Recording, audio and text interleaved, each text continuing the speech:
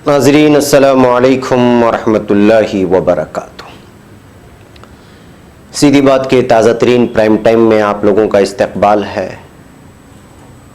नाज़रीन, मैं अंसार अजीज़ नदवी आज के शाम के प्राइम टाइम में आप लोगों के सामने मौलाना अरशद मदनी दामत बरकातुहुम और आरएसएस के संचालक मोहन भागवत की मुलाकात को लेकर के बहुत सारे तबसरे और तनकीदी तहरीरें इस वक्त सोशल मीडिया में गर्दिश कर रही है।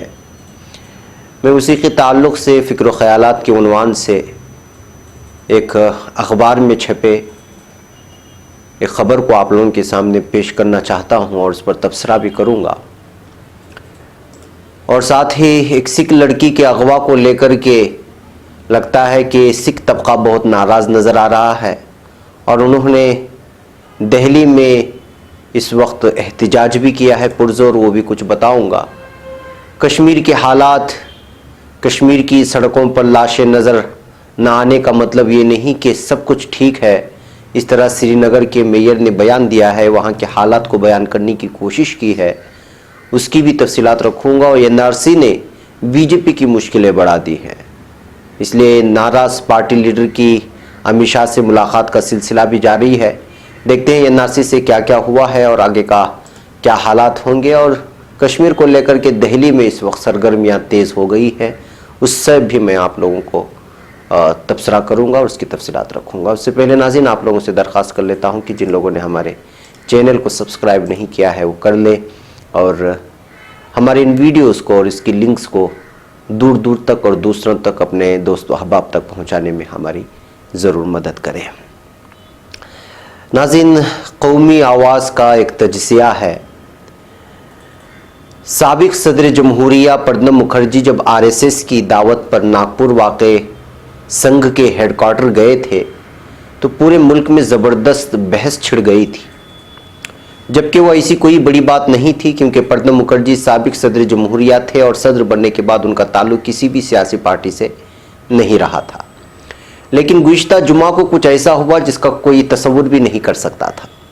गुज़िश्ता जुमा को जमीयत उलमा हिंद के सरबराह मौलाना अरशद मदनी खुद आरएसएस सरबराह मोहन भागवत से मिलने के लिए संघ के दिल्ली वाक़े दफ्तर केशुगंज गए। ज़राए के मुताबिक इस मुलाकात की कोशिशें कई महीनों से चल रही थी और देहरादून से ताल्लुक़ रखने वाले संघ के मोतमद ख़ास इस मुलाकात को यकीनी बनाने के लिए काम कर रहे थे। मुस्लिम क़ियादत और आम मुसलमान ये समझने से कासिर हैं कि इस मुलाकात की अचानक क्या ज़रूरत थी और मौलाना अरशद मदनी मुलाकात करने के लिए ख़ुद केशुगंज क्यों गए और क्या अब बाबरी मस्जिद को लेकर संघ पूरी तरह मुतहर्रिक हो गया है और ये मुलाकात इसी की एक कड़ी है। ये सवालात उठ रहे हैं। मौलाना अरशद मदनी साहब के करीबी लोगों का कहना है कि मौलाना ने ये मुलाकात आसाम में एनआरसी की वजह से मुसलमानों को हो रही परेशानी की वजह से की है।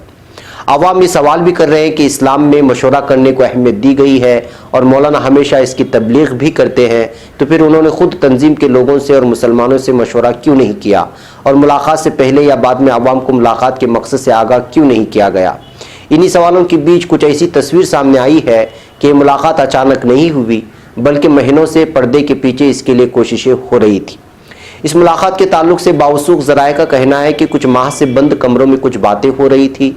मौलाना अरशद मदनी ने कुछ ITI देहरादून, हरियाणा, पंजाब और देवबंद में कायम किए हुए हैं और इसमें ज़्यादातर वो बच्चे हैं जो 10वीं तक तालीम हासिल करके बाद में इलेक्ट्रीशियन और एयर कंडीशन वगैरह का डिप्लोमा करते हैं और काम सीखते हैं। इन इदारों में गैर मुस्लिम बच्चों की भी खासी तादाद है। इसी तरह कुछ BEd कॉलेज भी कायम किए हुए हैं और यहाँ भी गैर मुस्लिम बच्चों की अच्छी खासी तादाद है। संजय पांडे जो देहरादून के रहने वाले हैं और आरएसएस के शिशु मंदिर वगैरह चलाने और उनकी देखरेख की जिम्मेदारी संभालते हैं, वो जमीयत के इस कदम से काफ़ी मुतासिर हुए और मौलाना के पास आने जाने लगे। मुलाकात के दौरान कई मरतबा मौलाना ने संजय पांडे से कहा कि आपका ताल्लुक़ आरएसएस से है और आरएसएस इतनी सख्तगीर हिंदू तंजीम है कि वो मुसलमानों को देखना नहीं चाहती, जिसकी उन्होंने सफाई दी। संजय पांडे ने मौलाना की बात मोहन भागवत तक पहुंचाई, जिस पर मोहन भागवत ने जमीयत के जिम्मेदारान से मुलाकात की ख्वाहिश जाहिर की। वाज़ेह है कि बात आम इंतखाबात से पहले की है और इंतखाबात की वजह से मौलाना ने उस वक्त मुलाकात करना मुनासिब नहीं समझा, क्योंकि उस वक्त ऐसी किसी भी मुलाकात को सियासी रंग से देखा जा सकता था। اس کے بعد کئی واقعات ماب لنچنگ کے سامنے آئے تو مولانا ارشد نے سنجے پانڈے سے کہا کہ مسلمانوں کے خلاف اتنا سب کچھ ہو رہا ہے کہ مسلمان دہشت زدہ ہیں اور وہ سڑک پر چلتے ہوئے ڈر رہے ہیں اور آپ کچھ نہیں کرتے۔ ذرائع کے مطابق سنجے پانڈے نے بات موہن بھاگوت سے کہی، جس پر بھاگوت نے ملاقات کی خواہش کا اظہار کیا۔ اب انتخابات کے جب دوبارہ بات چیت ہوئی تو پھر اس جمعہ کی ملاقات کا وقت طے ہوا۔ ملاقات کی جگہ کے تعلق سے مولانا ارشد مدنی نے خود کیشو گنج آنے کی پیشکش کی۔ ذرائع کے مطابق مولانا ارشد اس تعلق سے پریس کانفرنس کرنے کے حق میں تھے۔ یہ ملاقات صبح 10:15 بجے سے لے کر 11:45 بجے تک یعنی 11:45 تک چلی، جبکہ اس ملاقات کے لیے طے وقت آدھے گھنٹے کا تھا لیکن یہ 1.5 گھنٹے تک چلی۔ مولانا ارشد مدنی نے ملاقات میں موہن بھاگوت پر یہ واضح کر دیا کہ وہ ساورکر، گولوالکر اور RSS کے نظریات کے پہلے بھی مخالف تھے اور آج بھی ہے۔ مولانا کی اس وضاحت پر موہن بھاگوت نے کہا کہ ان لوگوں کو چھوڑ دیجئے اور آگے بات کرنے کے لیے کوئی نقطہ طے ہو جانا چاہیے۔ ذرائع کا کہنا ہے کہ مولانا ارشد نے بابری مسجد کے تعلق سے کوئی بات نہیں کی، انہوں نے ماب لنچنگ، NRC اور قومی مسائل پر گفتگو کی۔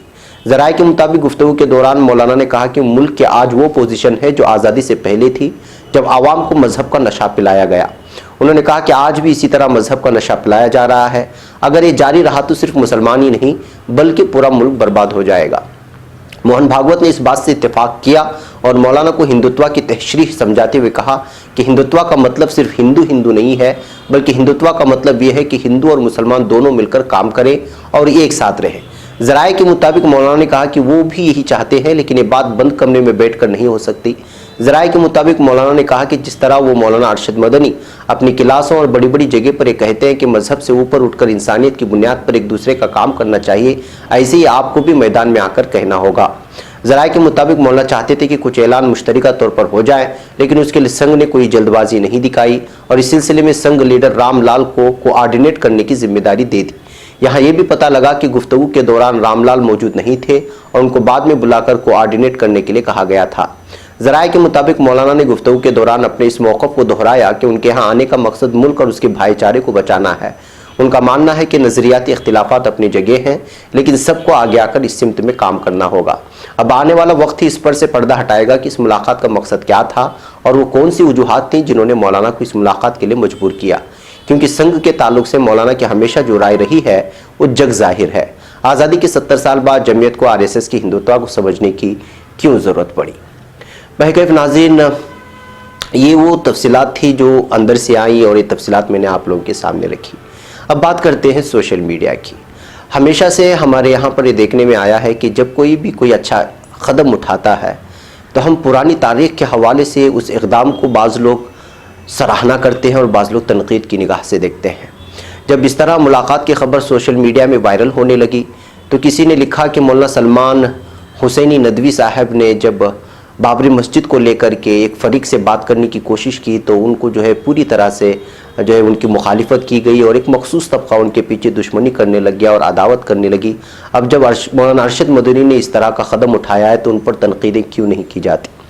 اس کے علاوہ بھی بہت ساری اس وقت دیوبند کی پرانی تاریخ کو لے کر کے بیٹھا گیا ہے اور جمعیت کے 2 ٹکڑوں کے ہونے کی بات کو لے کر کے بیٹھا گیا ہے، دیوبند کے 2 ٹکڑوں کو ہونے، یعنی کہ محسوس یوں ہوتا ہے کہ اپنے ہی اندر سے کچھ ایسے افراد ہیں وہ یہی چاہتے ہیں کہ یہ مسلمان طبقہ پیچھا رہے اور ہندوستان کے جب بھی ترقی کی بات کرے یا انسانیت کی بات کرے تو ان کے اندر سے نہ جانے وہ کون سا جنونی لکھاری اوپر سر پر چڑھ کر کے پاگل پن کا اظہار کرنے پہ مجبور کرتا ہے کہ جب بھی کوئی بھی امن کی بات کرتا ہے یا دوستی کی طرف ہاتھ بڑھانے کی کوشش کرتا ہے تو یہ تاریخ کے حوالے سے میں ان لوگوں کو پاگل جنونی ہی لکھاری کہوں گا جو انسانیت دشمن بھی ہے، مسلمان دشمن بھی ہے اور ساتھ ہی ملک دشمن بھی ہے، کہ لوگ کبھی بھی ایک امن پسند ماحول میں بات کرنے کا موقع میسر کرنے ہی نہیں دیتے اور اپنے فتووں کی وہ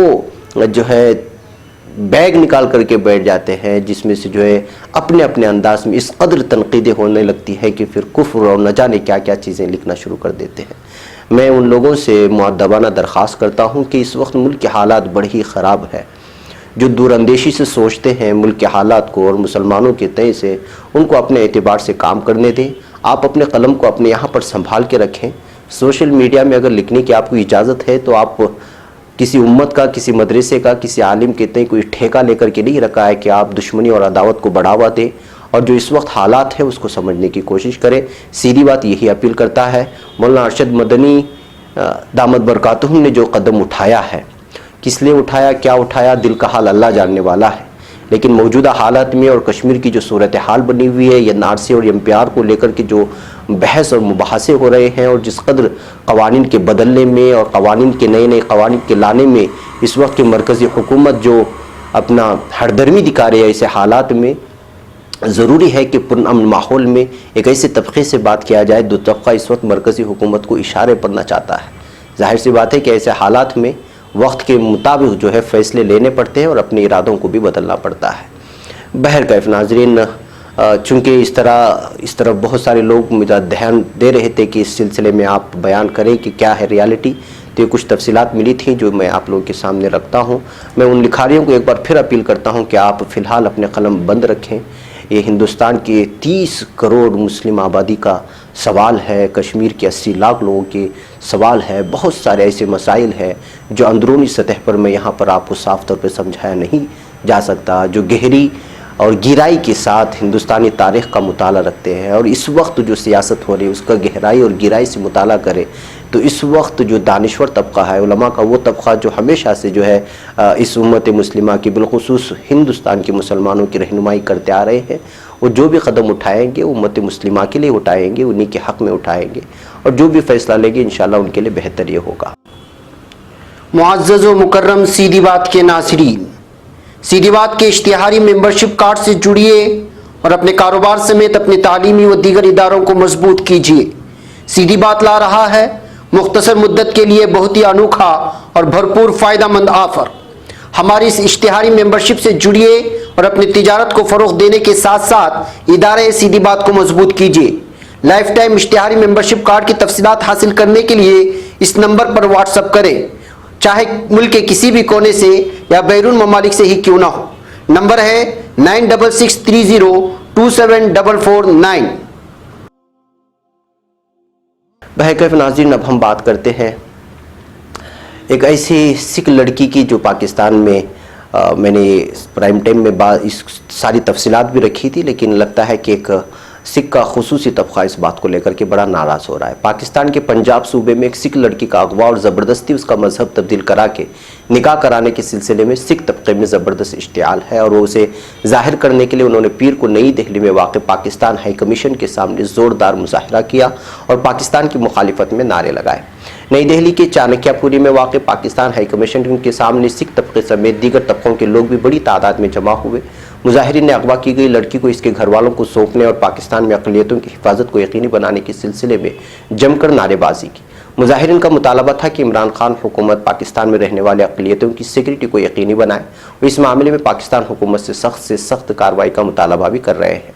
मुजाहिरीन को काबू करने के लिए मौके पर बड़ी तादाद में पुलिस दस्ता तैनात किया गया, लेकिन इस वाक़े से ज़बरदस्ती गुस्से में नजर आ रहे मुजाहिरीन ने पुलिस के बैरिकेड को तोड़ दिया। मुजाहिरीन ने इमरान खान का पुतला भी जलाया। वाज़ेह रहे कि गुज़िश्ता हफ्ते सोशल मीडिया पर एक वीडियो आया था जिसमें पाकिस्तान के पंजाब सूबे में एक लड़की के घर वालों ने इल्ज़ाम लगाया था कि इनकी बेटी को बंदूक की नोक पर अगवा करके उसका मजहब तब्दील करा दिया गया है। मुतासिरा लड़की एक क्रंथी की बेटी है। क्रंथी यानी कि जो मजहबी पेशवा माना जाता है सिखों में और उसको क्रंथी कहा जाता है।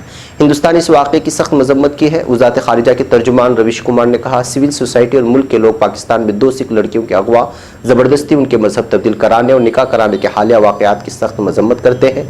हमने पाकिस्तान को अपनी तशवीश से मुत्तला कराया है और इस सिलसिले में फ़ौरन कार्रवाई करने के लिए कहा गया है। बहरकैफ नाज़रीन, अगर जो वीडियो सामने आई उससे तो महसूस नहीं हो रहा है कि जबरन इस्लाम कबूल करवाया गया होगा, लेकिन पाकिस्तान की बातें, तमाम चीज़ें जो गुस्सा ज़ाहिर किया जा रहा है उससे महसूस होता है कि वहाँ कुछ हुआ है। इस चीज़ को देखते हुए पाकिस्तान को फ़ैसला ले लेना चाहिए कि वो उस लड़की के सिलसिले में क्या फ़ैसला लेगा। बहरकैफ नाज़रीन, अब हम बात करते हैं जम्मू कश्मीर के सिलसिले में। जम्मू कश्मीर में 5 अगस्त को जब मुआसलती निज़ाम को पूरी तरह से ठप कर दिया गया था तो उसके बाद से वहाँ की कोई भी खबर हिंदुस्तान की किसी दूसरी रियासत तक पहुँचना काफ़ी दुश्वार हो गया। जैसा कि आप जानते हैं तकरीबन 1 महीना होने को है और अब भी ये पता नहीं चल रहा है कि दफ़ा 370 ख़त्म किए जाने के बाद रियासत में क्या कुछ हो रहा है। हालांकि मोदी हुकूमत यही कह रही है कि सब कुछ ठीक है, लेकिन चंद एक ऐसी खबरें भी किसी हवाले से मौसूल हो रही हैं कि हालात बेहतर नहीं हैं। ताज़ा बयान श्रीनगर के मेयर जुनेद आसिम मट्टू का आया है, जिन्होंने कहा है कि भले ही कश्मीर की सड़कों पर लाशें नज़र ना आ रही हों, लेकिन इसका मतलब ये नहीं है कि सब ठीक है। जुनैद आज़िम मट्टू ने अपने बयान में ये भी कहा कि उम्मीद करना कि वहाँ सब मामूल पर आ जाएगा हकीकत से परे है। काबिल ज़िक्र है कि मेयर जुनैद आज़िम मट्टू जम्मू कश्मीर पीपल्स कॉन्फ्रेंस JKPC के तर्जुमान हैं। उन्होंने कश्मीर में मेन स्ट्रीम लीडरों की गिरफ्तारी से मुतालिक मरकज़ी हुकूमत की पॉलिसी की तनकीद भी की है। सालों से कश्मीर में सियासी कारकुनान ने दहशतगर्दों के जरिए दी गई धमकियों और तशद्दुद का सामना किया, लेकिन आज वो शिकार और शिकारी हैं। वाज़ेह है कि JKPC सरबराह सज्जाद लोन भी जम्मू कश्मीर पर मरकज़ी हुकूमत के फैसले के सबब हिरासत में लिए गए हैं लोगों में से एक है। एक मीडिया ज़राए के मुताबिक जुनैद आसिम ने जम्मू कश्मीर के मौजूदा हालात से मुताल्लिक़ अपना नज़रिया पेश करते हुए कहा है कि अब भी बहुत से ऐसे ख़ानदान हैं जो अपने प्यारे रिश्तेदारों से बात नहीं कर पा रहे हैं। जम्मू कश्मीर पर लिए गए मरकज़ी हुकूमत के फैसले से वजूदियत पर ख़तरा पैदा हो गया है। हम हमेशा तशद्दुद के ख़तरे के साथ रहते हैं। ये कोई नया मंजरनामा नहीं है, लेकिन बुनियादी हुकूक को वापस लेने को सही ठहराना कश्मीर में अलहदगी की असल बुनियाद है। काबिल गौर है कि मरकज़ी वज़ीर ख़ारिजा एस जयशंकर जम्मू कश्मीर में पाबंदी लगाने की ज़रूरत को दुरुस्त ठहराया था। गुज़िश्ता हफ्ते उन्होंने कहा था कि दहशतगर्दों को रोकने के लिए इस तरह के कदम उठाने ज़रूरी थे। हम ऐसा कैसे कर सकते हैं कि दहशतगर्दों उनके आकाओं के दरमियान कम्युनिकेशन को रोक सकें और बाकी लोगों के लिए इंटरनेट खोल दें। बहरकैफ नाज़रीन, इस बीच दिल्ली से खबर आई है कि जम्मू कश्मीर को लेकर के कुछ अहम फैसले फिर लिए जा रहे हैं।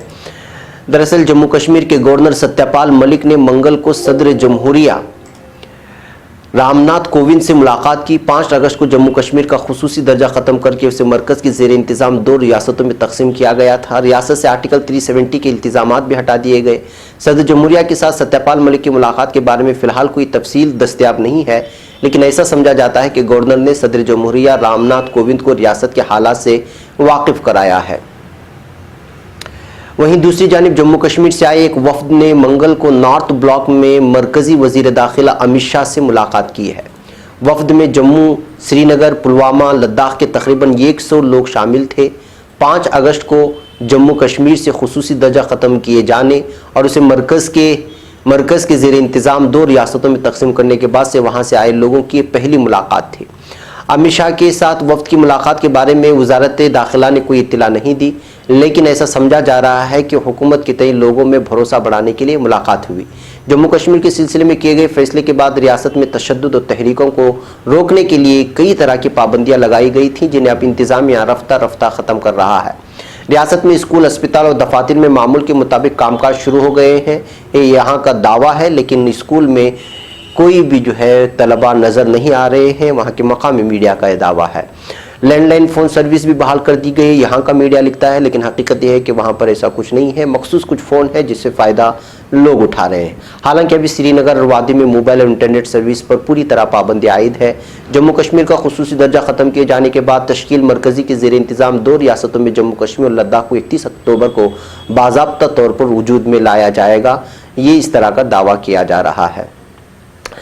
तो नाज़रीन, हकीकत यह है कि कश्मीर से जो इस वक्त सही तस्वीरें निकल के आ रही हैं वो BBC और वॉइस ऑफ अमेरिका वगैरह की हैं। एक वॉइस ऑफ अमेरिका की एक वीडियो आई है जो 30 अगस्त की बताई जा रही है। हम उसको आखिर में बताएंगे। ये देखिए, जो ये वीडियो बता रही है ये वॉइस ऑफ अमेरिका की है। ये 30 अगस्त का दावा करते हुए ट्विटर में इसको शेयर करते हुए एक शख्स ने लिखा है कि यहाँ की मरकज़ी हुकूमत दावा करती है कि सब कुछ ठीक है, लेकिन हकीकत यह है कि जो है वहाँ पर मुसलसल एहतिजाजात जारी हैं और जो है फ़ौज और आम लोगों में मुठभेड़ वक्तन फ़वक्तन जारी होती रहती है और आंसू गैस की शेलिंग हमेशा हो रही है एहतिजाजियों को रोकने के लिए। और ये वीडियो जो इस वक्त मेरे पीछे बदल रही है जो वॉइस ऑफ अमेरिका की है, यानी कि एक मीडिया की, वो ये बता रही है कि वहाँ सूरत हाल क्या है। बहरकैफ नाज़रीन, अब बात करते हैं मुख्तसर से NRC के बारे में। NRC को लेकर के इस वक्त बीजेपी की मुश्किलें बढ़ गई हैं कहा जा रहा है। नेशनल रजिस्टर फॉर सिटीजन्स के मामले पर अब तक बीजेपी पुरजोश नज़र आ रही थी, लेकिन उसकी हतमी फहरिस्त जारी होने के बाद वो हैरान व शशदर है। अब तक आसाम के बाद पूरे मुल्क में NRC नाफिज कर बांग्लादेशी मुसलमानों और रोहिंग्या मुसलमानों को मुल्क बदल करने की बात करने वाले बीजेपी लीडरान रियासत में NRC की आखिरी फहरिस्त शाये होने के बाद बिल्कुल खामोश हो गए हैं। हाल है कि अभी तक रात दिन टीवी पर NRC को लेकर ज़ोरदार आवाज़ में बात करने वाले लीडर भी 2 दिन से खामोश है। किसी भी रियासत में आसाम की तरह NRC तैयार करने का मुतालबा भी नहीं किया जा रहा है। इस दरमियान खबर है कि आसाम के बीजेपी लीडर बहुत जल्द मरकज़ी वज़ीर दाखिला और पार्टी सदर अमित शाह से मुलाकात कर NRC की आखिरी फहरिस्त से बाहर हुए हकीकी शहरियों को बचाने के लिए किसी तरह की कार्रवाई का मुतालबा करेंगे। ایک نیوز چینل کی خبر کے مطابق آسام کے بی جے پی سربراہ رنجیت داس نے کہا کہ پارٹی ریاستی یونٹ نے اس معاملے پر کوئی قانونی کارروائی کرنے کے لیے مودی حکومت اور بی جے پی کی قومی قیادت سے اپیل کرنے کا فیصلہ کیا ہے۔ انہوں نے کہا کہ مرکزی حکومت کوئی قانون پاس کرائے یا پھر آئین میں ترمیم کر NRC سے باہر ہوئے آسام کے اصل شہریوں کو بچائے۔ رنجیت داس نے بتایا کہ بی جے پی صدر اور مرکزی وزیر داخلہ امت شاہ 8 ستمبر کو گوہاٹی کے 2 روزہ دورے پر پہنچیں گے۔ آسام بی جے پی صدر نے یہ بھی کہا کہ اس دوران وہ اس سے قانونی کارروائی یا آئینی ترمیم کی اپیل کریں گے۔ حالانکہ آفیشیل طور پر وزیر داخلہ امت شاہ نارتھ ایسٹ کو کونسل اور نارتھ ایسٹ ڈیولپمنٹ اتھارٹی کی میٹنگ کے لیے گوہاٹی کے دورے پر جا رہے ہیں، لیکن مانا جا رہا ہے کہ حال ہی میں جاری NRC کی آخری فہرست کو دیکھتے ہوئے ان کا یہ دورہ بے حد اہم تصور کیا جا رہا ہے۔ اب تک بنگلہ دیشی پناہ گزینوں کے نام پر ریاست کے مسلمانوں پر نشانہ لگاتی رہی بی جے پی اب آخری فہرست کی اشاعت کے بعد NRC کی اسٹیٹ کوآرڈینیٹر پرتیک ہزیلا پر الزام لگا رہی ہے۔ رنجیت داس نے کہا کہ کئی لوگوں نے اپنے ریفیوجی سرٹیفکیٹ اور مائیگریشن سرٹیفکیٹ جمع کرائے، لیکن اسٹیٹ کوآرڈینیٹر ہزیلا نے افسران کو یہ دستاویز نہیں لینے کے لیے کہہ دیا۔ NRC کے عمل میں بے ضابطگی کا الزام لگاتے ہوئے ریاستی بی جے پی صدر نے کہا کہ حقیقی شہریوں کی قیمت پر فرضی دستاویز لگانے والے کئی درخواست دہندوں کا نام بھی NRC کی آخری فہرست میں شامل کر لیا گیا ہے۔ غور طلب ہے کہ 31 اگست کو جاری NRC کی آخری فہرست سے 19 لاکھ سے زائد لوگ باہر ہو گئے۔ بتایا جا رہا ہے کہ اس میں تقریباً 13 لاکھ لوگوں کا تعلق ہندو سے ہے، یعنی ہندو دھرم سے ہے، جن میں سے تقریباً 11 لاکھ بنگالی بتائے جا رہے ہیں، جبکہ باہر ہونے والوں میں تقریباً 6 لاکھ لوگ مسلمان ہیں۔ خاص بات یہ ہے کہ اس سے پہلے جاری ہوئی فہرست سے تقریباً 40 لاکھ باہر ہو گئے تھے، جنہیں 31 اگست تک اپنی شہریت کو لے کر دعویٰ کرنے کا وقت دیا گیا تھا۔ بہرکیف ناظرین، NRC معاملے کو لے کر کے ہمیشہ ہی دہشت پھیلانے کی کوشش کی گئی ہے، اور اب حقیقت سامنے آئی ہے کہ اس میں کتنے غیر ہندوستانی کہے جانے والے یا جو ہندوستانی نہیں ہیں ان کے ناموں میں سب سے زیادہ ہندوؤں کے نام شامل ہونے کے بعد ایک مرتبہ بی جے پی کے لیے یہ NRC سر درد بنا ہوا ہے۔ بہرکیف ناظرین، آج کے پرائم ٹائم میں اتنا ہی، انشاءاللہ پھر آپ سے ملاقات ہوگی کچھ اور تازہ خبروں کے ساتھ۔ السلام علیکم ورحمۃ اللہ وبرکاتہ۔